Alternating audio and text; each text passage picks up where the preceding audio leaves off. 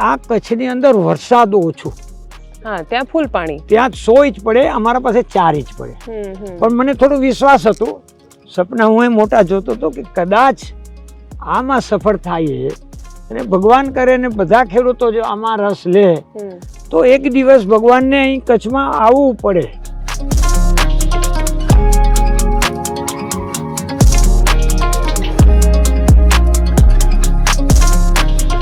કે કચ્છ રણની અંદર કેસર મેંગો, એટલે અહીંયા દરરોજ ઘણા આવતા હતા મીડિયાવાળા અને ટીવીમાં આવી ગયા. પછી અમે આ બધું કરતા અને આગળ વધતા ગયા. કલમ અમે અમારું પોતાનું મધર પ્લાન બનાવ્યું. અચ્છા, એટલે કલમ પોતાની જ બનાવી. તો આ કલમ તમે વેચતા હશો? અત્યારે વેચો છો? અત્યારે અમે વેચીએ છીએ. અને પછી 2004 માં પહેલી વખત મારી કેરી લંડન મોકલી. અરે વાહ. સમજો કે જે જાય છે ને વિદેશમાં અંદાજિત તો 70-80 રૂપિયાનો પીસ જાય. ઓહો, અચ્છા, વાવ. મસ્કતની ગવર્મેન્ટ હોર્ટિકલ્ચર ડિપાર્ટમેન્ટ એ લોકો એને સેમ્પલ લઈ અને જે ઇન્ટરનેશનલ લેબોરેટરી એની છે, જે ગ્લોબલ લેબોરેટરી LLC, એ ટેસ્ટ કરે. કેટલા ટેસ્ટ કરે ખબર છે? 283. કેરી પર 283 ટેસ્ટ. આપણા પાસે સર્ટિફિકેટ છે.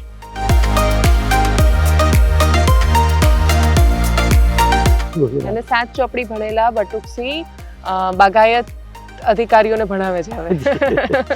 ભારતનો ખેડૂત તો હંમેશા દુનિયાને એ વિચાર આપે, દુનિયા શીખે એવો ખેડૂત હોવો જોઈએ. આ રાષ્ટ્રનો ઇતિહાસ કે છે. આ શું બ્રાન્ડ થી વેચો છો તમે કેરી? અને કે ઓનલાઈન વેચો છો? અમારી આશાપુરા ફાર્મ એન્ડ નર્સરી નો છે. ઓકે. અને લોગો છે એમાં મારું નામ છે બટુક.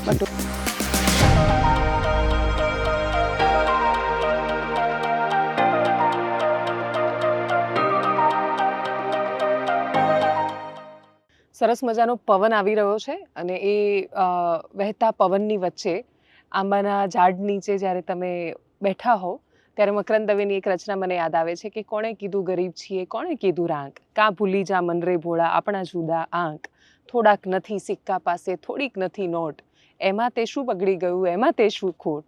એમાં એ છેલ્લે કહે છે કે નોટ ને સિક્કા નાખ નદીમાં ધૂળીએ મારક ચાલ. એવા ધૂળિયા માર્ગ પર તમને લઈને આવી છું કે જ્યાં નોટ ને સિક્કા નદીમાં નથી નાખવાના, પણ એમાંથી નોટ ને સિક્કા પેદા પણ થાય છે. પણ એ પેદા થતા નોટ ને સિક્કા એ માત્ર વૈભવ કે સંપત્તિ એના પૂરતા સીમિત નથી.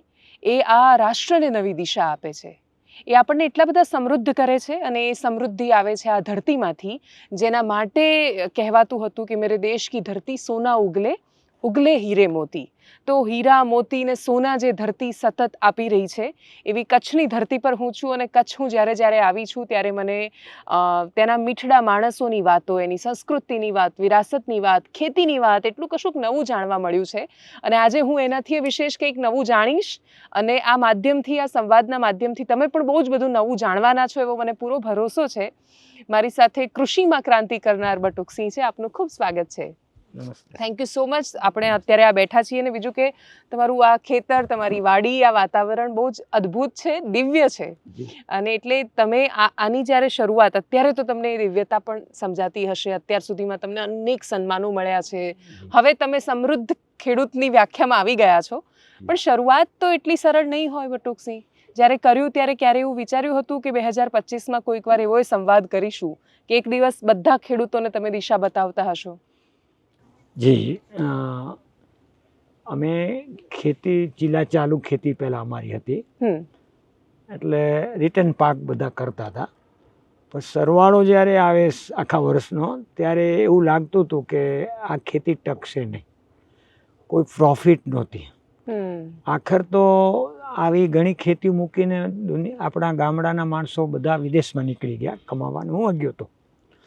પછી જ્યારે અહીંયા આવ્યો વિદેશથી ત્યારે એવું લાગ્યું કે આ ખેતીમાં આટલી મહેનત કરતા ને જો આપણને ખર્તર વળતર ન મળે તો હવે પછીની પેઢી શું કરશે? આ ચિંતા. હવે જો ખેડૂતને જો ખેતીની અંદર જો કોઈ પ્રોફિટ ન થાય તો આખર ખેડૂત કરે શું? કારણ કે એક તો મહેનત, મજૂરી કરવાની, બધું અંદર, અને ખર્ચાળ ખેતી દિવસે થતી જાય છે. ખેડૂતને પૂરા ભાવ ન મળે, કુદરતની આપત્તિઓ પણ આવે એમાં લડવાનું, આ બધા જ્યારે સામા પરિબળો આવે ને ત્યારે એવું થયું કે હવે ખેતીને ટકાવી હશે તો શું કરી શકીએ. એટલે વિચાર કરતાં કરતાં એવું લાગ્યું કે આમને આમ જો ચાલશું તો પાછલી પેઢી ભવિષ્ય ખેતી નહીં કરી શકે તો કરશે શું. અત્યારે બધાને ગામડામાંથી સિટીનો મોહ લાગ્યો છે, અને જો સિટીમાં જશે તો આખર ગામડા ખાલી થઈ જશે, જમીનો વેચી નાખશે. તો ગામડાને ટકાવવું છે, ખેતીને ટકાવી છે, અને સમૃદ્ધ ખેતી કઈ રીતે થઈ શકે, ખેડૂતને કેમ 2 પૈસા વધારે મળે, પ્રોફિટ થાય, જેના દીકરા દીકરીઓ ભણી શકે, આખર આ દેશ આ રાષ્ટ્રભાવનાની રીતે આપણે ટકી શકીએ. એટલે વિચાર એવું કર્યું. આખી મેં હું 91ની વાત કરું છું, 91ની, કે ત્યારે આ બધી પોઝિશન એવી હતી કે અમે સરવાળો કરીએ આખા વર્ષનો તો કોઈ પ્રોફિટ નહોતી, સામે પૂરા સુરા થાય, કાંક બસ એવું બચે, નુકસાની જાય, આવું બધું. હવે જો આવી ખેતી કરશે તો શું કરે. એટલે હું આખો ગુજરાત ફર્યો અમને કે હવે આપણે આમાં જો ચીલા ચાલુ ખેતીમાં બદલાવ લાવવો હોય તો વધારે પ્રોફિટ ઓછો ખર્ચ તો શું કરી શકીએ. અને અમે આમાં સરવાળો પણ કર્યો હતો કે ભાઈ આમાં ખેડૂત ક્યાં નુકસાન કરે છે, પાછો ક્યાં પડે છે. એ ટાઈમમાં 91ની સાલમાં મેં હિસાબ કર્યો આખા વર્ષનો. ત્યારે તો શું છે, હવે તો માર્ચ ટુ માર્ચ છે, ત્યારે અમારે દિવાળી ટુ દિવાળી હતો. તો આ વસ્તુ એવી લાગી કે એક તો લેબર ખર્ચ વધી જતું હતું, બીજું પાણીના ખર્ચા વધી જતા હતા, અને ત્રીજું દુષ્કાળ બહુ પડતા હતા કચ્છમાં તો નહોતો. હા, એટલે પાણી ઊંડા નીકળી ગયા હતા. એક ટાઈમ એવું હતું અમારા ગામની અંદર ઓવરફ્લો પાણી થતા હતા, અને દુષ્કાળમાં પડીને 450 ફૂટ ઉપર પહોંચી ગયા. એટલે આ પરિસ્થિતિને અનુસાર કરીને વિચાર કરીએ કે એક તો લેબર ખર્ચ, પાણીના ખર્ચ, પંપ ભરી જાય, લાઇટો આગળ પાછળ આવે, પછી દવાઈઓના ખર્ચા, ખેડૂતને કોઈ પ્રોફિટમાં કોઈ આવતી જ નથી. એટલે અમે બધું ફરી કરીને પછી એવું લાગ્યું કે હવે ખેતી કરવી હશે ખેડૂતને તો ઓછા ખર્ચે અને વધારે પ્રોફિટ કઈ રીતે થઈ શકે, જે ખેડૂત સધર થાય. અને ખરેખર ખેડૂત, ભારતનો ખેડૂત તો હંમેશા દુનિયાને એ વિચાર આપે, દુનિયા શીખે એવો ખેડૂત હોવો જોઈએ. આ રાષ્ટ્રનો ઇતિહાસ કહે છે કે આ તો સોના ઓલો છે ને કે મેરી દેશ કી ધરતી સોના ઉગલે હીરે મોતી. અને જો આવી ખેતી કરશું તો કેમ પોસાય. એટલે મેં આમાં વિચાર કર્યું કે આખો ગુજરાત ફર્યો. પછી એવું લાગ્યું કે આપણે જો હવે ખેતી બચાવી હશે તો હોર્ટિકલ્ચરમાં જઈએ, બાગાયતમાં. હાજી, તો કોકની રીસ ન થાય. મારી જમીન કેવી છે, મારા અહીંયાનો પાણી કેવું છે, ક્લાઇમેટ, પવન, હવા બધું કેવું છે, એ બધું જોવું પડે. કાશ્મીરની અંદર સફરજન થાય ને એપલ તો આપણે કરીએ તો ન પણ થાય, પણ આમાં પછાત નથી પડવું. આપણે જે કરવું છે એ પરફેક્ટ કરવું છે, અને ભગવાન આપણને આમાં જરૂર ક્યાંક મદદ કરશે. આપણે સાચું કરવું છે, અને રાષ્ટ્ર માટે કરવું છે. મારા માટે ખરું પણ રાષ્ટ્ર માટે પણ. તો એવું વિચાર્યું કે હવે આપણે બાગાયતમાં જઈએ તો અમારી જમીન, અમારું આ બધું ક્લાઇમેટ કેવું છે. એટલે એવું લાગ્યું કે આપણે કેસર આંબામાં જઈએ. શું કામ કે જે ગીર, સોમનાથ, આ જે જુનાગઢ એરિયા છે ત્યાં બધા ઓલરેડી કરતા હશે, ત્યાં બધા કરે છે. અને મેં જોયું એક વસ્તુ ઓછી ઉણપ હતી એ ટાઈમમાં. હું 92ની વાત કરું છું કે આ કચ્છની અંદર વરસાદ ઓછું, ત્યાં ફૂલ પાણી, ત્યાં 100 ઇંચ પડે, અમારા પાસે 4 ઇંચ પડે. પણ મને થોડો વિશ્વાસ હતો, સપના હું મોટા જોતો હતો કે કદાચ આમાં સફળ થાય, અને ભગવાન કરે ને બધા ખેડૂતો જો આમાં રસ લે તો એક દિવસ ભગવાનને અહીં કચ્છમાં આવવું પડે, ક્રાંતિ કરવા માટે વરસાદને વરસવું પડે. અને આજે જોઈ રહ્યા છીએ. તો એ ટાઈમમાં મારો વિચાર હતો કે આપણે બાગાયતમાં જઈએ. પણ બીજી સમસ્યા એ હતી, અને આજે છે, કે આખર ખેડૂત બધું બનાવે તો વેચે ક્યાં, બજાર એનું તો માર્કેટ ક્યાં કરે. તો મેં સ્ટડી કરી કે અમદાવાદ માર્કેટ છે, નરોડા માર્કેટ, તો હમ. બધા ખેડૂતો ત્યાંના જેના પાસે આંબા છે એ લઈ આવતા હતા. તો એ પરિસ્થિતિ મેં જોઈ તો મને એ પસંદ ન પડી. હા. શું કામ? 1 લાખનો ખેડૂતનો માલ થાય, એમાં 10% કમિશન આપવું પડે, 2 રૂપિયા બીજા ઉતારવા ચડાવવાના, આમ કરતાં કરતાં ને 20 રૂપિયા ભાવ આવે તો ખેડૂતના ખીચામાં 12 રૂપિયા જ આવે. હવે આમાંથી બચવું હશે તો શું કરવાનું? કારણ કે ખેડૂત જ્યાં સુધી વેપારી ન બને ત્યાં સુધી ખેડૂતનો ઉદ્ધાર ના નથી. થાય. એટલે એ વિચાર કરીને એવો વિચાર આવ્યો કે એક કામ કરીએ. શું? કે આપણે ક્વોલિટી બનાવીએ. એવી ક્વોલિટી બનાવીએ કે માર્કેટ આપણા પાસે પૂછવા આવે, માર્કેટ લેવા આવે.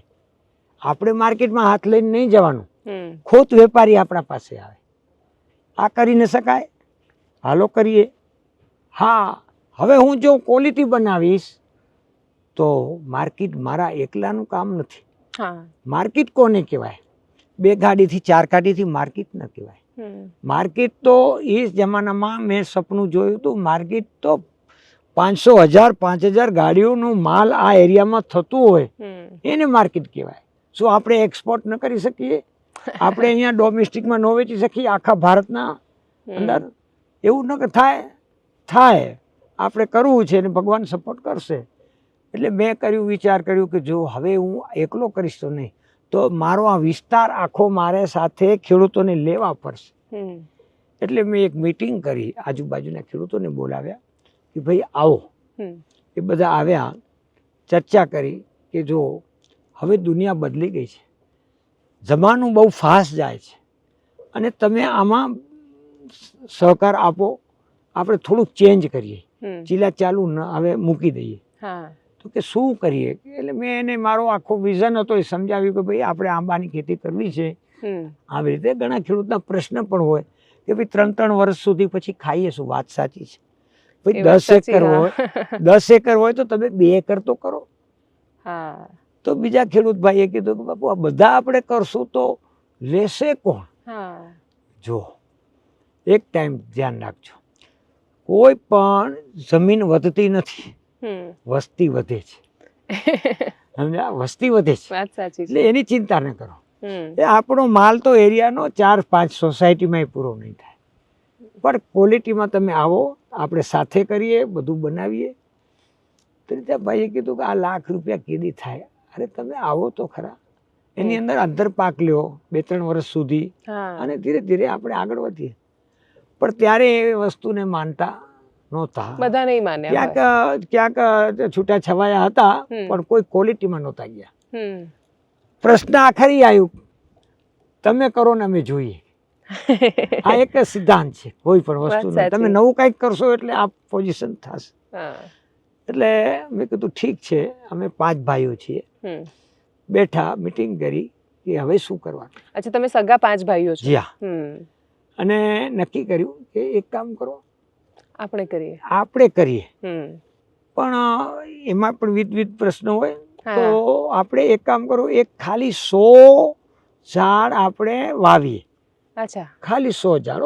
આ હવે હું 92 ની વાત કરું છું, 92 92 આવીએ. અમે લઈ આવ્યા, ગીરમાંથી જ લઈ આવ્યા હતા. એ 100 ઝાડ લઈ આવ્યા, વાવ્યા. 3-3.5 વર્ષ ત્યાં એની અંદર આવ્યું ફ્રૂટ. હવે આપણો જે જવાનું છે જ્યાં ક્વોલિટીમાં, એ તો આપણા માટે તો નવું કામ છે. અને રિસર્ચ કઈ રીતે કરીએ? બરાબર રિસર્ચ કરવું પડે.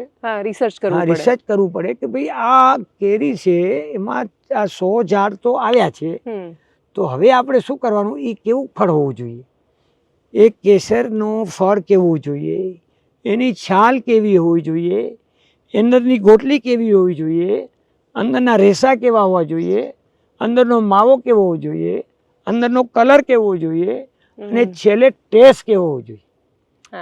આ રિઝલ્ટ અમારું ચાલ્યું. એટલે અમે 100 ઝાડમાંથી 45 ઝાડ કાઢી નાખ્યા ઉખડીને, અને 55 ઝાડ અમે રાખ્યા.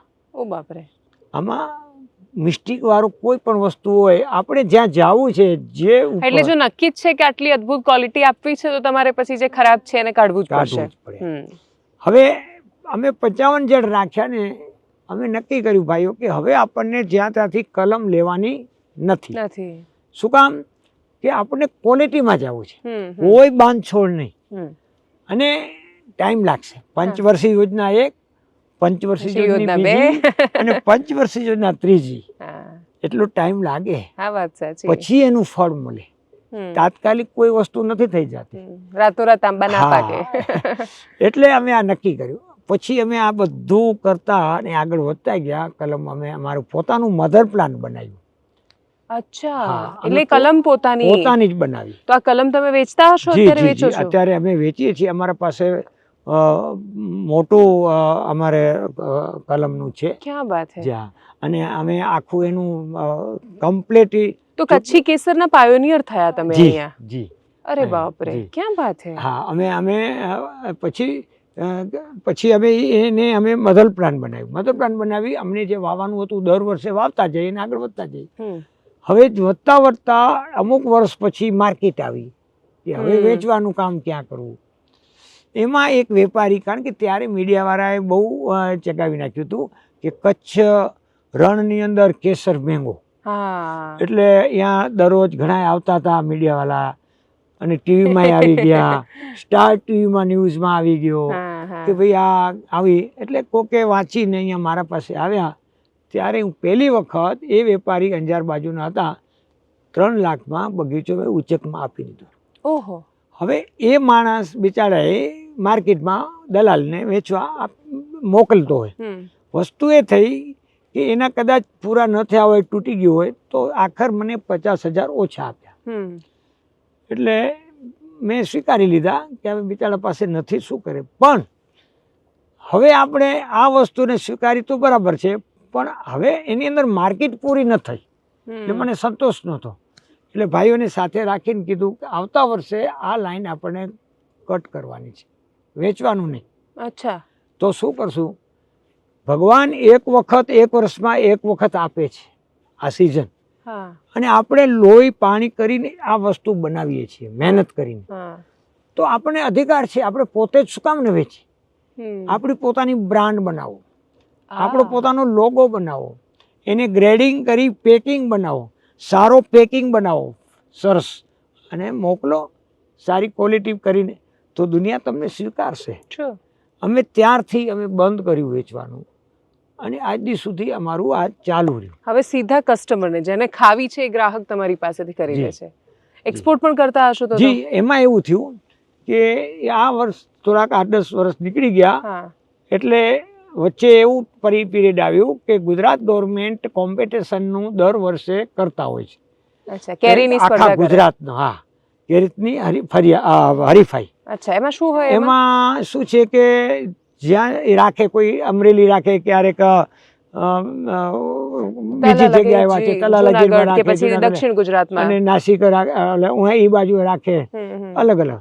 એટલે હું કુદરતી ગયો ત્યાં, તો ત્યાં બધા ખેડૂતો આવે, 1000-1500 જે હોય લઈને આવે. એમાં સમિયાણું બાંધેલું હોય, ટેબલ ઉપર 3 પીસ લેડીઝમાં રાખે, એમાં નંબર આપે અને પાછી ખેડૂત બારે હોય બધા. અચ્છા. એના સાયન્ટિસ્ટો હોય, જજ કમિટી હોય. હા, એ જુનાગઢ યુનિવર્સિટીના હોય, નવસારી યુનિવર્સિટીના હોય, આણંદ યુનિવર્સિટીના હોય. એ બધા એને ચેક કરે. એમાં બાગાયત અધિકારી હોય અને ચેક કરે. એમાં રાઉન્ડ, 1 રાઉન્ડ, 2 રાઉન્ડ, 3 રાઉન્ડ, એમાં જે વધારે એને માર્ક મળે એનો પ્રથમ નંબર આવે. એ ચેક શું કરે? મતલબ ખાઈને ચેક કરે? હા, એ બધું કરે. એની સાઈઝ જોવે, એની છાલ જોવે, એના રેસા જોવે, એનું ગોટલું જોવે, એને ટેસ્ટ કરે અને પછી જ એને ઓકે કરે. અને પછી ઓકે કરે એટલે સ્ટેટ ઉપર એનો એક પ્રોગ્રામ હોય છે. ખેડૂતો બધા બેઠા હોય ખુરશી ઉપર અને એમાં બધા હોય, મંત્રીઓ હોય, બધું હોય અને નંબર મળે. હા, અને એ વખતે મને ફર્સ્ટ નંબર આવ્યો. અને એવા હું 4-5 વખત મારા ફર્સ્ટ નંબર ક્વોલિટીમાં આવ્યા. 6થો નંબર મને સરદાર પટેલ કૃષિ સંશોધન સન્માન મળ્યું. સન્માન મને મોદી સાહેબે 2006માં, એ જ્યારે સીએમ હતા 9માં, સોરી, હા, ત્યારે મને મળ્યું. સીએમ હતા ત્યારે. અને 51,000નો મને ઇનામ, પુરસ્કાર મળ્યો. અને પછી 2004માં પહેલી વખત મારી કેરી લંડન મોકલી. અરે વાહ. કિંગ્સબેરીમાં. લંડન વાળા વેપારી આ બધું સાંભળીને અહીંયા આવ્યા હતા, કે એ પોતે કચ્છના હતા, લંડન કિંગ્સબેરીમાં. ઓકે. તો મને કે તમારી કેરી લંડન ખવડાવી છે. મારી કેરી તો મેં કીધું 2 બોક્સ 4 બોક્સ આપ્યા. મને એ નહીં, મને તો વેચાતી લઈને ત્યાં લઈ જાય. હું એક વેપારી છું. મેં તો એવું છે? હા. એટલે એ લઈ ગયા ભાઈ. એમાં એમને થોડીક તકલીફ એ હતી કે આપણી કેસર છે ને ઇન્ડિયા સીમિત હતી, ઇન્ટરનેશનલ લેવલે કોઈ ઓળખતું હા, એટલે બધા ત્યાં તો અલ્ફાન્સો ને હા, અલ્ફાન્સો ઓલ વર્લ્ડ ઓળખે. જો એટલે એ બિચારા મને થોડીક કરી વાત કે પાકિસ્તાનની કેરી જે આવે છે ને સિંદરી ચોરસા એને ઓળખે છે, આપણે અલ્ફાન્સો ને ઓળખે પણ કેસર ને. મેં એને કીધું એક કામ કરજો, તમારું બોક્સ જે 12 પીસનો દર્જનનો હોય છે ને એના ઉપર કચ્છી કેસર મેંગો લખજો, એટલે અમારી ઓળખ થાય કચ્છની. એ કે ઓકે, એટલે લખ્યું. પછી અહીંયા વેચાણી થોડા દિવસ મને ફોન આવે કે બાપુ અમારે આવી રીતે જાય છે, પાકિસ્તાની 2 પાઉન્ડ વધારે છે. મેં કીધું તમે ખવડાવો.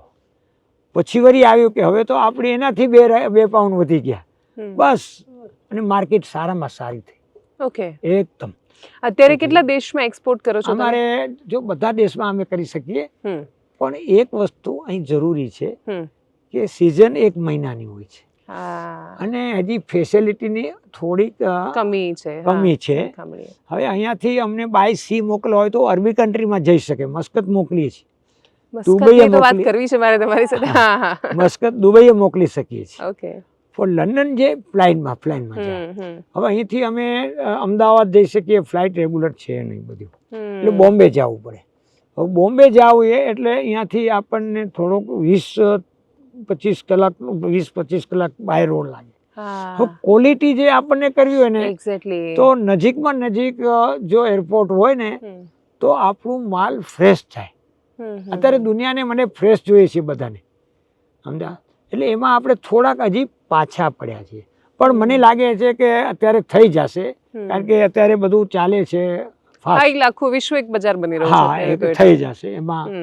અને એટલે અમારી એ ટાઈમમાં ફર્સ્ટ નંબર અમને મળ્યું. પણ વસ્તુ એ થઈ, મારા ખેડૂતો ક્યારે જોડાય એ ચિંતા હતી, સમજ્યા? અને મને ખબર હતી 2004માં મેં જ્યારે આ લંડન મોકલી, પછી મસ્કત મોકલી, અહીંથી કન્ટેનર મેં એક નાનું એવું બનાવ્યું હતું કે કોલ્ડ સ્ટોર, પ્રીકુલિંગ, કારણ કે એને બધું ટ્રીટમેન્ટ જોઈએ. સીધી કેરી ભરીને મોકલાય નહીં, એમાં સિસ્ટમેટિક જે આવતું હોય એ પ્રમાણે જ થાય. તો અહીં મેં એક નર્સરી બનાવેલી હતી, એને થોડીક વિસ્તારી મોટી કરી અને ગવર્મેન્ટ માન્ય, સ્ટેટ ગવર્મેન્ટ માન્ય, અત્યારે NHB માન્ય છે, નેશનલ હોર્ટિકલ્ચર બોર્ડ દ્વારા. શું કામ કે ખેડૂતને પણ લાભ થાય. અને મેં એટલે કરી હતી કે એ લોકો જ્યાં ત્યાંથી લઈને આવે, એટલે મારી વિસ્તારની કચ્છની કેસર કેરી ક્વોલિટીમાં કોઈ બાંધછોડ ન થાય, એટલે જેવી મારો પાક છે એવો બીજાનો પાક આવે. એટલે મેં અહીંયા કલમ બનાવી અને પછી તો ખેડૂત જાગૃત થઈ ગયા. ખુશીની વાત એ છે કે હવે તો લગભગ અમારા કચ્છની અંદર 12 થી 13,000 હેક્ટરમાં આ કેસર મેંગો હશે. 12,000 હેક્ટરમાં ઓછામાં ઓછો. અને તમારી પાસે કેટલા આંબા છે? મારે અમારા 5 ભાઈને મળીને 40-50 હજાર આંબા હશે. તો ખાસા બધા ગામોને ભેગા થઈને તમે એકલા જ ખવડાવતા હશો કેરી આટલી? તો આમાં શું છે કે બધા, અને સારી વસ્તુ હોય એને સ્વીકારે બધા, સમજ્યા? આજે વિચાર કરો, 2006માં મને ગવર્મેન્ટે સિંગાપુર મોકલ્યો. 2006માં. શું કામ? કેસર મેંગો માર્કેટિંગ પ્રમોટ કરવા માટે. અને ત્યારે NHB દ્વારા CM સાહેબ, મોદી સાહેબ હતા, અને બાગાયત અધિકારી મને ઓર્ડર આપ્યો કે તમને સિંગાપુર જાવ. મેં કીધું શું કામ? કે મેંગો માર્કેટિંગ માટે. મેં કીધું શું કરું? અને ત્યાં પણ આપણી ક્વોલિટી સરસ, એની બહુ વખણાઈ. પણ અત્યારે બાગાયતમાં શું એવું છે કેમ કે નાનો ખેડૂત કરી શકે આ ખેતી? જી. કેમ કે અત્યારે સમસ્યા, કેમ કે તમારી પાસે તો બહુ જ બધી જમીન છે એટલે તમે કરી શકો, પણ નાનો ખેડૂત છે એ આમાં એને પ્રોફિટ થાય, કેમ કે ગામડા તો હજી એ ખાલી થઈ રહ્યા છે, હજી એ ખેડૂતના છોકરાઓને ઇઝીલી છોકરીઓ નથી મળતી, હજી એ લોકો ભાગીને વિદેશ જાય છે, વિદેશ જવા માટે જમીનો વેચે છે. તમે જે ચિંતા 91માં કચ્છ માટે કરી, આ ચિંતા હવે અત્યારે આખા ગુજરાતની છે. જી. એમાં હું જે કહું છું ને કે એક તો 2-4 વર્ષથી કુદરત આપણાથી નારાજ છે.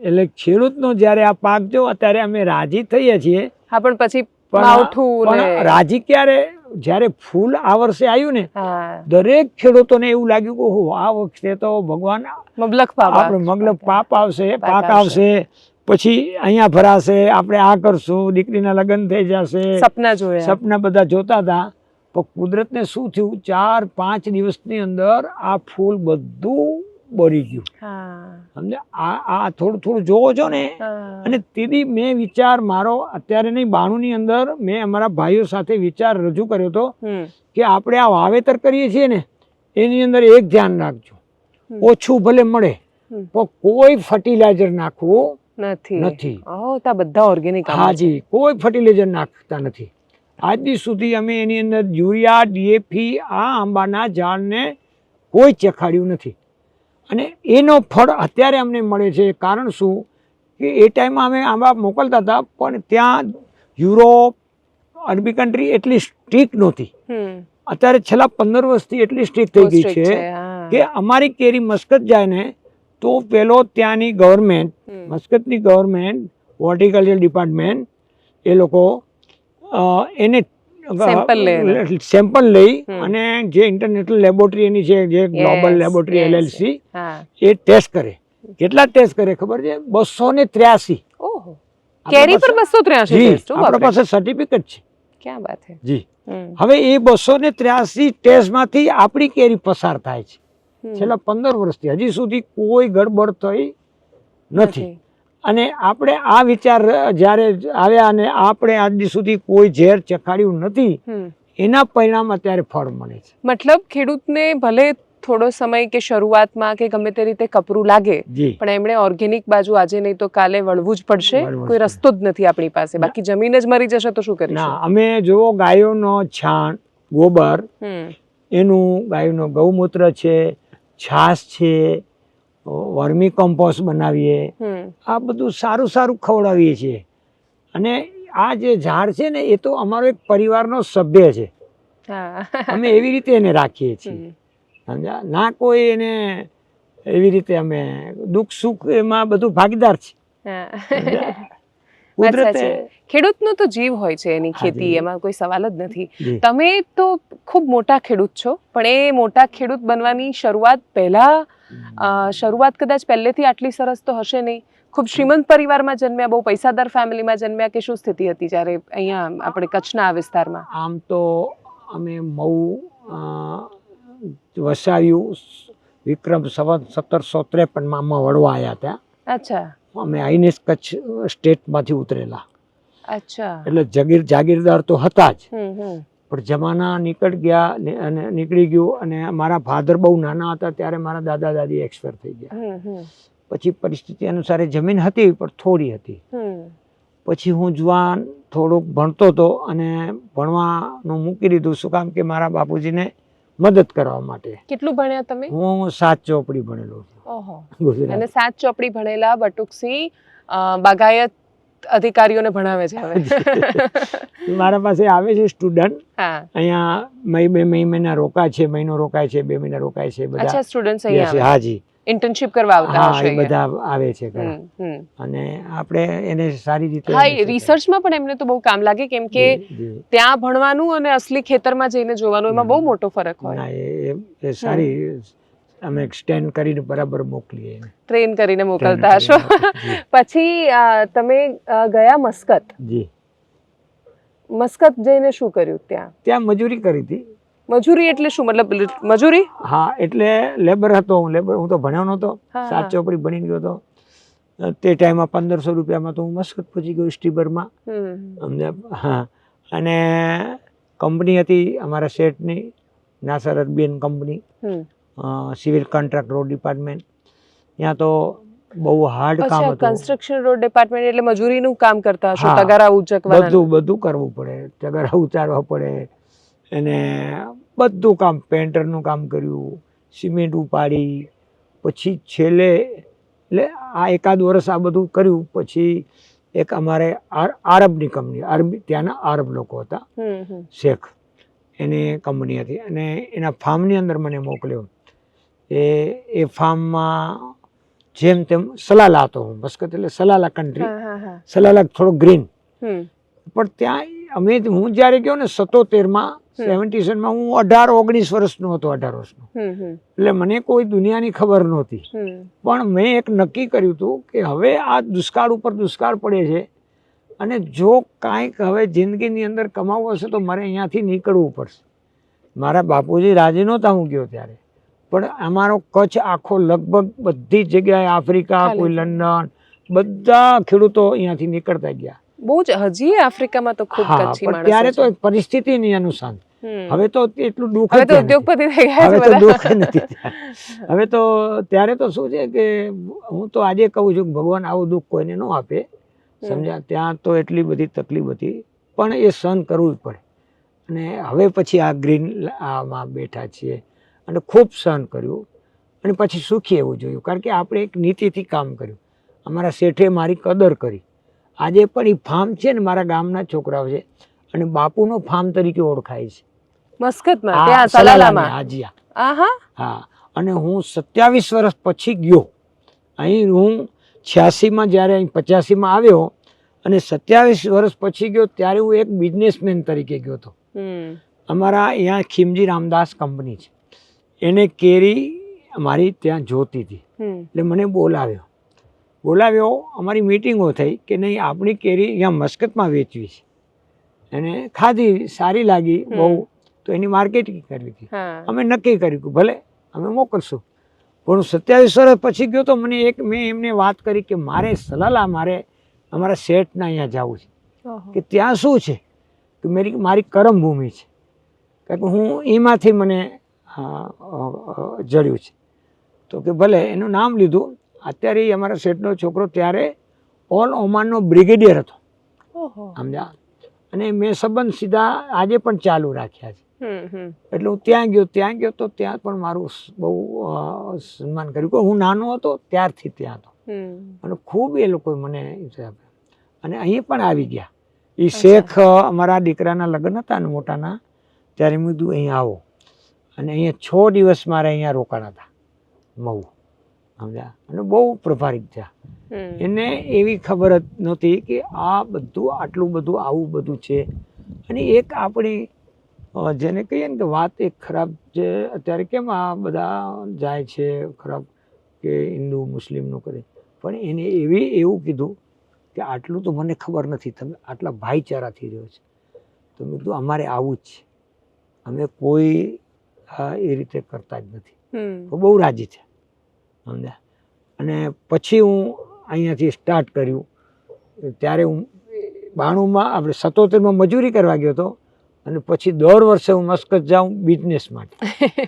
આખા મસ્કતને કેરી ખવડાવું છું. અને ખીમજી રામદાસ કંપનીના થ્રુ. બીજા લઈ જાય છે, બીજા પણ લઈ જાય છે, પણ ત્યારે એ ટાઈમ હતો. અને હવે તો શું થયું કે હવે આખી દુનિયા જાણી ગઈ છે આખો કે કચ્છની કેસર કેરી એટલે સારામાં સારી ક્વોલિટી. અને હું ખેડૂતોને વિનંતી કરું છું કે તમે જે કરો ને એમાં મહેરબાની કરી અને ઓર્ગેનિક કરજો, ગાય આધારિત ખેતી કરો. આજે આપણા ગવર્નર પણ એને પ્રમોટ કરે છે કે ભાઈ, અને અમારી તો પહેલેથી જ છે. ત્યારે આપણે આમાં પાસ થઈએ છીએ. ને તો 283 ટેસ્ટ કરે છે કેરીના, કેમિકલના. જો આપણે કાંઈ ગડબડ કરીએ તો થાય. પણ ભાવ પૂરા મળે છે કેરીના? અમારે કિલ્લાની હિસાબે ન વેચાય, પીસ ટુ પીસ વેચાય. અચ્છા. જો સ્ટાર્ટિંગ કર્યું હતું મેં ત્યારે મણના હિસાબે વેચાતી હતી. પહેલા તો આખો આંબો જ વેચ્યો 3 લાખ. 3 લાખ, બરાબર છે. પછી અમે સ્ટાર્ટ કર્યું 10 કિલાના બોક્સ બનાવ્યા. અચ્છા. 10 કિલાના બોક્સમાંથી પછી અમે 15 પીસના કર્યા. ખેડૂતને વેપારી થવું પડે. 15 પીસમાંથી અમે 12 પીસ કર્યા. અને 12 પીસમાંથી હવે 2 વર્ષથી અમે 6 પીસનો મોકલીએ છીએ. ખાલી ચાખો જ તમે, પોસાય તો ચાખો. ના, અત્યારે તો એ લોકો રાહ જોતા હોય, સમજ્યા. એ લોકો શું છે કે જો આપણે કેરીને કેસર કહીએ, ઇંગ્લિશ ભાષામાં એને આપણે શું કહે છે, જાફરાન, સેફ્રોન, અને અરબી ભાષામાં એને જાફરાન કહે છે. હા એટલે અમારે સિક્કો લાગેલો જાફરાનનો હોય ને, એ લોકો ત્યાં જોવે ને તો એ અગાઉ લે જાફરાનમાં હજી જાફરાન આવી નથી, જાફરાન નથી આવી, પણ એ લોકો બતાવે કે આ બીજી પડી છે. ના, એ નહીં, અમને ઓલી જ જોઈએ. હા, એટલે મતલબ કેસરનું માર્કેટ ત્યાં ઊભું થઈ ગયું છે. ઊભું થઈ ગયું છે. અને કયા કયા દેશોમાં થયું છે? મિડલ ઈસ્ટ કન્ટ્રીઝમાં? જો દુબઈ, મસ્કત, લંડન, હવે તો યુએસ વાળા મોકલે છે, પણ હજી કચ્છમાં ડાયરેક્ટ કોઈ મોકલતો હતો મને ખબર નથી. ને તો અહીંયા પણ એ લોકોને સારી, પણ મૂળ શું તકલીફ પડે છે, આ લોકોને જે નોર્મ્સ રૂલ્સ છે ને એ સિસ્ટમેટિક આપણા પાસે એટલી અહીંયા ફેસિલિટી નથી. યુએસમાં ગામા રેડિયેશન જોઈએ, ગામા રેડિયેશન અહીંયા કચ્છમાં નથી. ઓસ્ટ્રેલિયા, જાપાનને ગામા રેડિયેશન જોઈએ. પછી અમુક દેશોને વોટર હીટ ટ્રીટમેન્ટ જોઈએ, એ નથી. આપણા પાસે શું છે કે પ્રિકુલિંગ છે, રાયપ્રી ચેમ્બર છે, કોલ્ડ સ્ટોર છે, આવું બધું છે. હજી આપણે ખાસું બેઝિક અવસ્થામાં છીએ. હા, બાગાયતી. અને આ ન કરી શકે ખેડૂત. શું કામ કે જો ગામા રેડિયેશન કરવા જોઈએ ને તો 15-17 કરોડ રૂપિયા જોઈએ. અને એ લોકો કોણ બનાવે? કાં ભાભા ઓટો સેટ, એ લોકો જોઈએ. હા, બાકી જે તેને બનાવી શકે. એ ગુજરાતમાં એક હમણાં બનાવ્યું છે અહીંયા બાવડા રોડ ઉપર, ગુજરાત એગ્રો નિગમ વાળાએ. અચ્છા. ત્યારે પણ ફેસિલિટી બધી જોઈએ. પછી નજીક અત્યારે ઇઝરાયલની વાત કરીએ ને, એટલું વખાણમાં તેનું કારણ શું છે ખબર છે? 30 કિલોમીટરે એક નાના એરપોર્ટ હોય છે, અને સબ એરપોર્ટ એટલે સબ કાર્ગો. અત્યારે આ ગુલાબનું ફૂલ હોય ને એ ઉતારી અને સીધો એ લોકો કોલ્ડ સ્ટોરમાં નાખી દે. એની ગાડી સીધો એ 20 કિલોમીટર દૂર હોય એને પહોંચાડી આવે. એટલે જેટલા સબ કાર્ગો છે એ ઇન્ટરનેશનલ એરપોર્ટે લઈ જાય. એટલે ફાસ્ટ, ફટાફટ દુનિયાના છેડે એ સવાર તો બધું માલ પહોંચી જાય. આ લાઈન જ્યારે આપણા પાસે થશે ને ત્યારે તો આપણો દેશ એક મહાસત્તાને પહોંચી જશે, અને ખેડૂતનો એક કિંમત થશે. દુનિયા આપણા પાસે શીખવા આવશે. મહેનત ઘણી છે, પણ ટેકનિકલમાં હજી આપણી ખામી છે. મહેનત બધા ખેડૂતો ખૂબ કરે છે. આ બધી વસ્તુ થઈ જાય ને તો સાચા અર્થમાં આ કિસાન, આપણે જે કહીએ છીએ ને ભારતનો કિસાન, દુનિયા આપણા પાસે શીખવા આવે. સમજ્યા? અને મારું સપનું એ છે. એટલે તમે જે કલ્પના કરી રહ્યા છો કે આ પ્રકારની વ્યવસ્થા થાય ને આપણે ત્યાં, પણ તમે એમાં લાંબો સમય કેટલો જોઈ રહ્યા છો? કેમ કે એક બાજુ ઉત્તર ગુજરાતનો ખેડૂત છે તો ખૂબ સંઘર્ષ કરી રહ્યો છે. મને નથી લાગતું કે એની આગળની પેઢી હવે ખેતીમાં ટકી રહેશે. આ ખેતીમાં બે વસ્તુ છે. એક તો આ બધા હું આપને કીધું એ જોઈએ છે, પછી કુદરતને કઈ રીતે આપણે સામનો કરી શકીએ. એક્ઝેક્ટલી. એ પણ હોવું જોઈએ. એમાં અમે સુધારા વધારા કર્યા છે કે આ બિફોર ઝોન આવ્યું, આ બધું આવ્યું. હા, સાયક્લોન તો કેટલા કચ્છમાં તો અમારા અખતરા ચાલુ છે. કે પહેલી વખત અમે જ્યારે સ્ટાર્ટ કર્યું હતું ત્યારે એ આંબાની અમે 25x25 વાવતા હતા. અને ત્યાંના યુનિવર્સિટી વાળાએ બધા બતાવે 25x25, ભાઈ અમારી કચ્છની આબોહવામાં અલગ છે, અમારા સિસ્ટમથી જવું પડે. હવે એ ટાઈમના વાવેલા છે. પછી 20x20 વાવેલા છે. પછી 18x20 છે આ વાત. પછી 15x15 વાવવાનું. નજીક. હવે એક બગીચો હું આપને બતાવીશ અત્યારે, કે જ્યારે આ બધું વાવાઝોડું થયું ને છતાં એ બગીચાની અંદર અમારા પાસે એક ઝાડ પડ્યું નથી. અને જે પહેલાના અગાઉના વાળા જે છૂટા ઝાડ હતા ને એ અમારા આ બગીચાની આને જૂના બગીચામાં લગભગ 900 ઝાડ પડી ગયા હતા. ઓહો. હા. અને એક ઝાડને પાક આપતું થતા તો મિનિમમ 3 વર્ષ થાય ને? 3.5 વર્ષ. તો એ હજી જુવાન અવસ્થામાં. આ તો અમારા ઝાડ સમજો 30 વર્ષના ઝાડ છે. તો તમને વળતર મળે આવું કશું થાય ત્યારે? મળે છે, સરકાર આપે છે, પણ એ સરકાર કેટલું આપે. હા, કેમ કે મારો તો સિદ્ધાંત એવું છે કે સરકાર એક વખત વળતર એવી આપે કે ખેડૂતને સુતા ઉભા રહે અને ચાલતો કરી નાખે એવી કોઈક લાઈન આપે. પછી એમાં સબસિડી મુક્ત ખેડૂત થવો જોઈએ આ ભારતનો. વાત સાચી. અને એ ખેડૂતની સબસિડી મુક્ત થાય ત્યારે ભારતને આપણે પૈસા કેટલા બચે વાત સાચી. અને એ આપણા દેશ માટે વપરાય કે નહીં. વાત સાચી. અને ખેડૂત પણ એવો હોવું જોઈએ કે 5 એકરની અંદર ઓછામાં ઓછો 25 લાખની પેદાશ કરી શકે, જેમાં ખેડૂત પણ 2% 1% જે આ બોર્ડર ઉપર જે લડાઈ કરે છે ને આપણા માટે, જે રાત દિવસ, એને પણ કાંઈક આપી શકે. હા, એટલે આમ તો ખેડૂતની કૃપા પર આખી દુનિયા ટકેલી છે. ખેડૂત જો સરકારની કૃપા પર ટકેલો હોય તો એ સ્થિતિ બહુ સારી નથી, પણ આ કમનસીબ હકીકત પણ છે કે એ ઊભો જ નથી થઈ શકતો, એ દોડવા માંડે પછી છોડવાની વાત છે આ બધામાં. આ છેડા ભેગા ક્યારે થશે, તમને શું લાગે છે, અને શું કરી શકાય? અત્યારે આમ તો અગાઉથી જે 20 વર્ષ પહેલાની વાત કરીશ તો અત્યારે થોડુંક સક્રિય છે. હા, સરખામણીએ તો ખાસું સારું થઈ રહ્યું છે. સારું થઈ રહ્યું છે ખેડૂતનું અત્યારે.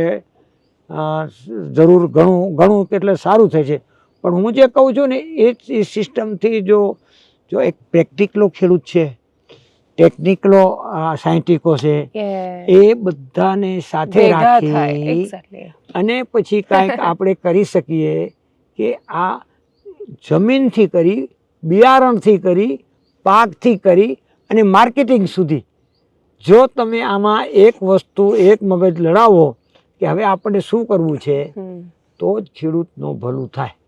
હા, એટલે અને તમે જે વાત કરી ને એ બહુ મહત્વની છે કે ખેડૂતે જાતે વેપારી બનવું પડશે. વેપારી બનવું પડે, કેમ કે જ્યારે વચ્ચેની સિસ્ટમ આવે છે ત્યારે ખેડૂતનો નફો ત્યાં વચ્ચે ખવાઈ જાય છે.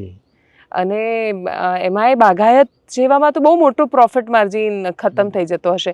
અત્યારે તમે જનરલી એક પીસ કેરી કેટલાની વેચતા હશો?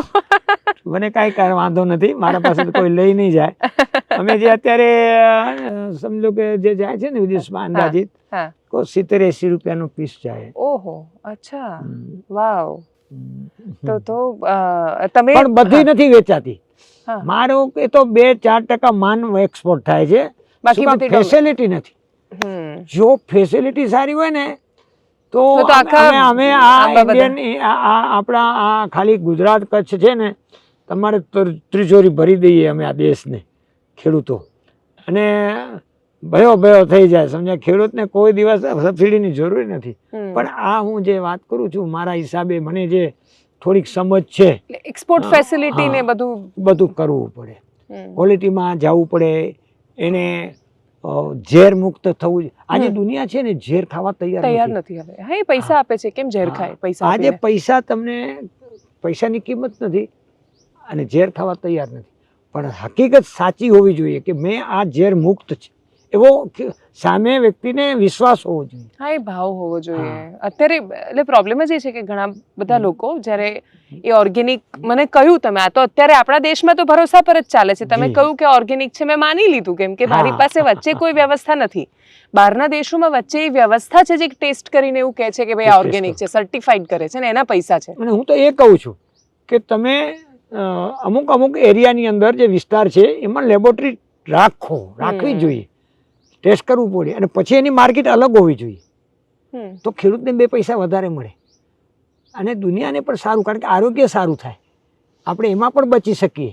કે નવા રોજ આપણા આ દર્દો ચાલુ થયા છે, એનું કારણ શું છે?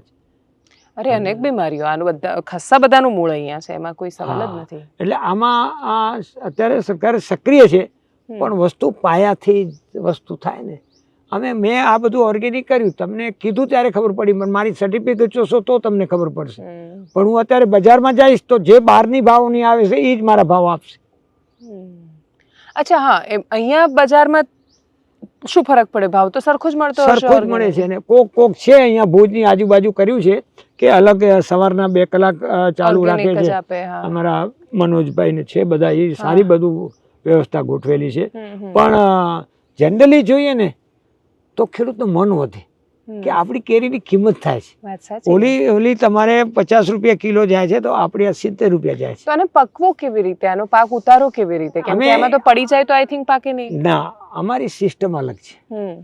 અમે કેવી રીતે પકાવીએ? જો આ કેરી અત્યારે દેખાય છે ને, હવે એ ફળ ભલે મોટું થતું જાય, પણ મોટા થતા એને બરાબર એના દાણા આવે, ડીટી બેઠેલી હોય, પૂરો સુગર આવેલો હોય એની અંદર.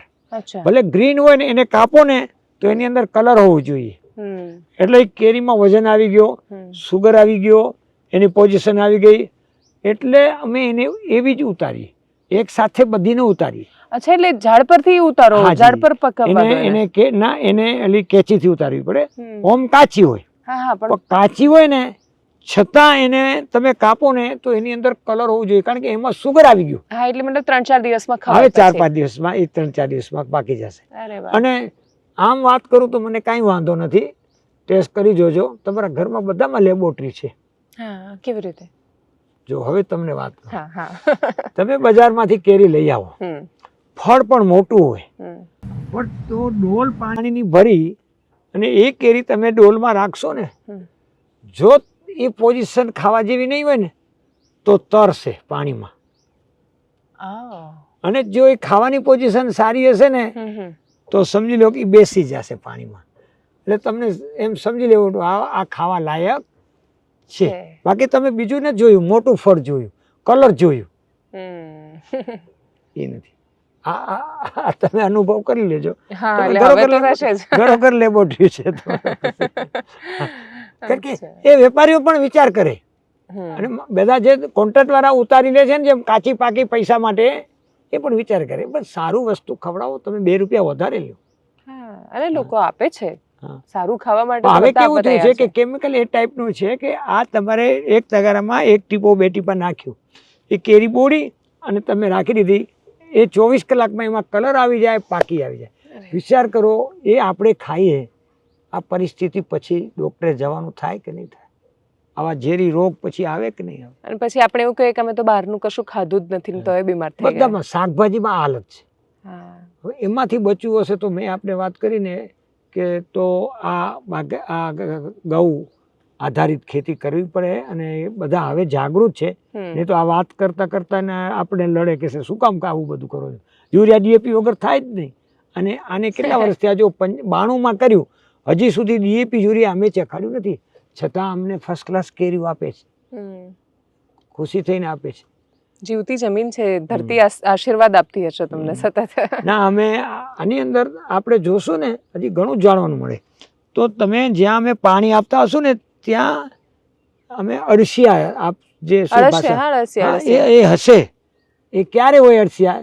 એમાં ઝેર ન હોય ત્યારે હોય. અને જમીનને કેટલી સરસ બનાવે, પોચી એકદમ. અને એનું જે અંગાર આવે ને એ 100% નાઇટ્રોજન હોય, એ ગુણ કરે. અને હું એટલી વસ્તુ નથી કરી આંબા માટે. તમે કોઈ પણ વસ્તુ બનાવો, અરે તમે બાજરી બનાવો, તમે જુવાર બનાવો, ઓર્ગેનિક બનાવો, તમારી પોતાની બ્રાન્ડ બનાવો, 5-50 ખેડૂત સાથે રહ્યો, મંડળી બનાવો, અને સારી ક્વોલિટીનું વેચો તમે. હા, અને બીજું કે શહેરનો માણસ એને પૈસા આપવા છતાંય સારું નથી મળી રહ્યું. જી. એટલે એ તો ઈચ્છે છે કે એની પાસે કંઈક એવું હોય કે જે એને એ ભરોસો કરી શકે કે ના ઓર્ગેનિક જ છે ને હું એને પૈસા આપીને લઈ શકું છું. જેટલા ગુણ ગાયના ગોબરમાં ને આમાં હોય છે ને, જે ગૌમૂત્રમાં, એટલા કોઈ ખાતરમાં નથી. હા, વાત સાચી. અમે આ પરિભૂત કર્યું છે, અને બધા પાસે છે જ ગાયો. અરે કમસે કમ 4 ગાયો તો 2 તો રાખો, તમને બધું આપશે. આમાં મહેનત કરવી પડે બાગાયતીમાં કે?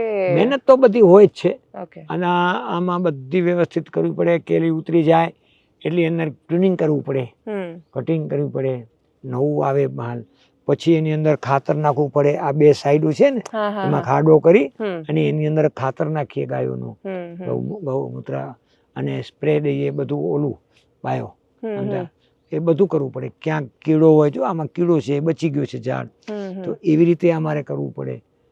મહેનત તો સતત બહુ સાચવવી પડે, બધા એક એક છોડને જોવા પડતા હશે. એક બધી રીતે મહેનત તો ખૂબ હોય છે, પણ છતાં શું છે કે અત્યારે છેલ્લા 3-4 વર્ષથી કુદરત એકચ્યુઅલી ખરા ટાઈમે દગો આપે છે. હમણાંથી બહુ થઈ રહ્યું છે, વાત સાચી છે. અને ખેડૂતને એક પાકને 2-3 બીજા પાક કરવા પડે. કદાચ એક ફેલ જાય તો બીજામાં બીજું ભરોસો રહે. એમાં અમારે તો કચ્છમાં ખારેક બહુ સારી થાય છે. ખારેક થાય, ડ્રેગન ફ્રૂટ અહીંયા થાય છે. ડ્રેગન ફ્રૂટ થાય છે. ખાસું થાય છે. અનાર, દાડમ, પણ દાડમમાં તો બહુ દવાઈઓ નાખવી પડે છે, એટલે અમે એ નથી કરતા. અચ્છા, એવું? ઓ બાપરે. દાડમ તમે તો વાત મૂકી. દાડમ તો સૌથી હેલ્ધી માની આપણે.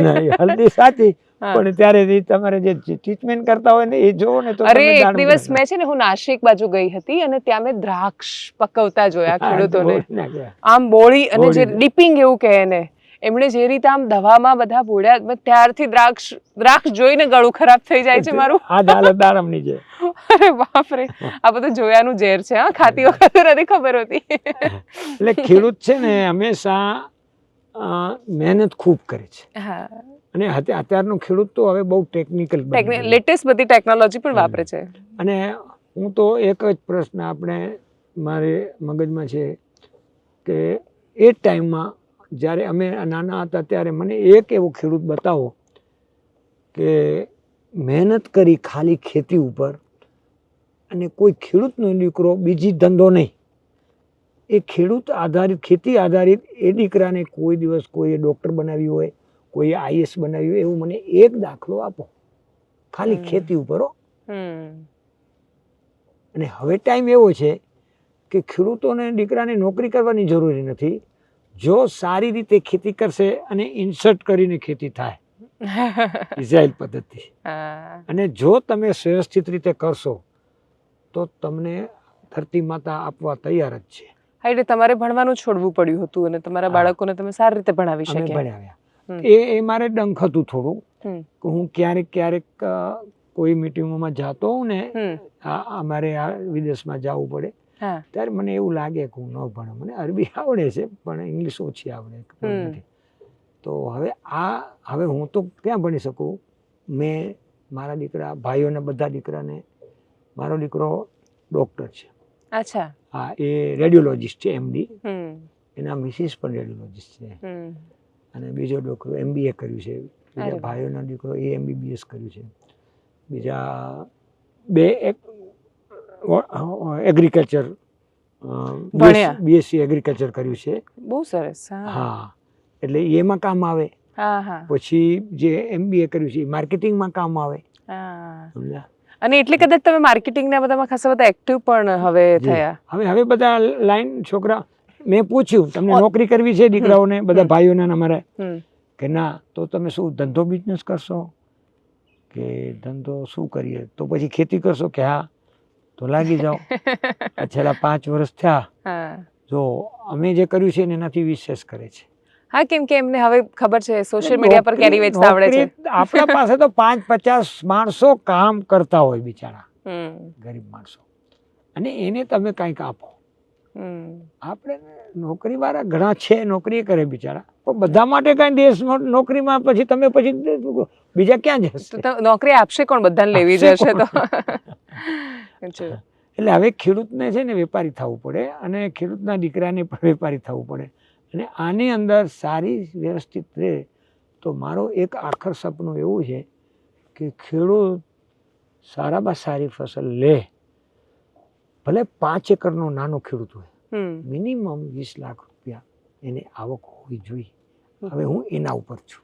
વર્ષની 20 લાખ રૂપિયા કમાઈ શકવો જોઈએ. 25 લાખ હોવું જોઈએ તો કોઈ દિવસ ખેડૂતને હાથ લાંબુ ના કરવો પડે, અને સરકારની સબસિડીની જરૂર પણ ના થાય. ને એ પૈસો બીજા બધા કામોમાં વપરાય, એટલે નજીક એરપોર્ટ બનાવવામાં વપરાય. એટલે અમારે હવે એ લાઈન ઉપર હવે જઈ રહ્યા છીએ, પણ હવે જાજુ ટાઈમ નથી. આ શું બ્રાન્ડ થી વેચો છો તમે કેરી? અને એ ક્યાં ઓનલાઈન વેચો છો? અમારી આશાપુરા ફાર્મ એન્ડ નર્સરીનો છે. ઓકે. અને લોગો છે એમાં મારું નામ છે, બટુકસી. ને તો શું છે, અત્યારે અમારી બ્રાન્ડ ઉપર કેટલાય વેચતા હોય છે, બીજા બહુ બ્રાન્ડ બની ગઈ, અને પછી ફોન આવે. આમાં શું છે, અમારી બ્રાન્ડમાં અમે બાંધછોડ જરાય કરીએ નહીં. જે વસ્તુ હોય એવી જ ખવડાવીએ, એટલે એ લોકો યુઝ કરે. કોઈ મને નથી જોતા, અમારે બ્રાન્ડને જોઈએ છે. અને પહેલી વસ્તુ એ. Thank you so much Batuksinh for joining us. તમે અમારી સાથે જોડાયા. અને બીજું કે ખેડૂત એક બ્રાન્ડ પણ બનાવી શકે છે. મને એવું લાગે છે આ વાત જ બહુ બધા લોકો છે એમને મોટિવેટ કરશે. જી, જરૂર. અને એ ખાલી કેરી માટે નહીં, બધી વનસ્પતિ તમે કોઈ પણ ફળ ફૂડ વાવો, અગર ધાન વાવો, પણ એની અંદર ઊંડા ઉતરીને વ્યવસ્થિત રીતે તમે એને ગ્રેડિંગ કરી પેકિંગ બનાવો સારું, અને ઓર્ગેનિક 100% હોવું જોઈએ. તો મને એવું લાગે છે કોઈ ખેડૂત નબળો નહીં રહે. હા, એટલે પેલી વચ્ચેવાળી જે સિસ્ટમ છે કે ખેડૂત ખેતી કરે, એ નથી. વચ્ચેના માણસોને તમે કાઢી દો એમાંથી, અને હા. પછી ખેડૂત પોતે જ વેપારી બની બ્રાન્ડિંગ કરીને પછી એને બજારમાં વેચે, હા તો પછી ખેડૂત ઉદ્યોગપતિ બની શકે છે. ઉદ્યોગપતિ. અને આ દેશને ક્યાંય ક્યાં પહોંચાડી શકે એ ખેડૂત પહોંચાડી શકશે, વેરી ટ્રુ, સાચી. અને બચાવી શકે. હમ કારણ કે આ બાગાયત છે ને, જો અમારા પાસે દુષ્કાળ પડતા હતા, છેલ્લા 20-25 વર્ષથી દુષ્કાળ નથી. હા, કેમ કે ઝાડ વૃક્ષ વરસાદ ખેંચે છે, એટલે આ બધા વૃક્ષો અને છે. અને અને અમારા વડાપ્રધાનનું એક સપનું છે ને, ગ્લોબલ ઉપર મોટો અત્યારે જે કરી રહ્યા છે, તો એ આ મદદરૂપ જ છે ને. હમ. અમે એમાંય પણ મદદરૂપ થઈએ. આ ગ્લોબલ વોર્મિંગ વોર્મિંગ, ઘટાડવામાં. અત્યારે આ બધું હવામાન જો બદલી જાય છે બધું, હમ, ત્યારે હમ, હમ. ના વરસાદ સિઝન હોય ત્યારે વરસાદ પડે, ગરમી જ્યારે જરૂર ન ત્યારે ગરમી પડે, ઠંડી ન હોય ત્યારે ઠંડી પડે. આ બધું જે ચેન્જ ભેગું થઈ રહ્યું છે. ચેન્જ થઈ ગયું. હમ હમ. અને આપનો ખૂબ ખૂબ આભાર. નહીં, આપનો ખૂબ આભાર અને ખૂબ શુભેચ્છાઓ પણ તમને. Thank you. Thank you.